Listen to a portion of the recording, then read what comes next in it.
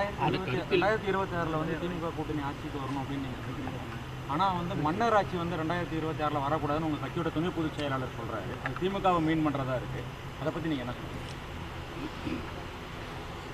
விடுதலை சிறுத்தைகள் கட்சியில் அவர் இருந்தாலும், துணை பொதுச் செயலாளர் பொறுப்பிலே அவர் இருந்தாலும், வாய்ஸ் ஆஃப் காமன் என்கிற அமைப்பின் சார்பில் அவர் அந்த நிகழ்விலே பங்கேற்றார் என்பதுதான் உண்மை.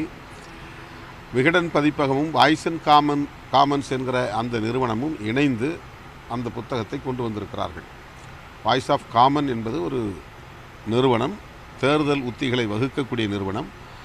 அது கோ பப்ளிஷர், இணை வெளியீட்டாளர் என்கிற அடிப்படையில் எல்லோருக்குமான தலைவர் அம்பேத்கர் என்கிற நூலை வெளியிடுவதில் ஈடுபட்டிருக்கிறது.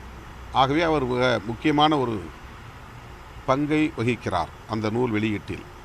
எனவே அந்த நிகழ்வில் அவர் பங்கேற்றார். அவர் சொல்லியிருக்கிற கருத்துக்கு அவர் மட்டுமே பொறுப்பு, கட்சி பொறுப்பல்ல. தான் அது ஒவ்வொரு தனி மனிதருக்கும் ஒரு சுதந்திரம் இருக்குது, கருத்து சொல்லலாம். கட்சிக்குள்ளே 100 பேர் இருக்கிறோம், 100 கருத்து சொல்ல முடியும்.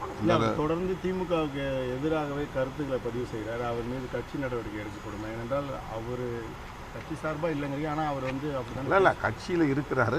அந்த கருத்து அவருடைய தனிப்பட்ட கருத்து, அவ்வளோதான். அதில் விடுதலை சிறுத்தையில் அந்த கருத்தை கிளைம் பண்ணல. உங்களுடைய மனசாட்சி அங்கே தான் இருக்குது, அந்த நிகழ்ச்சியில் தான் இருக்குன்னு சொல்லி தான் அவர் வந்து பேசுகிறாரு. ஒருவேளை உங்கள் மனசாட்சியாக அவர் பேசியிருக்காரா?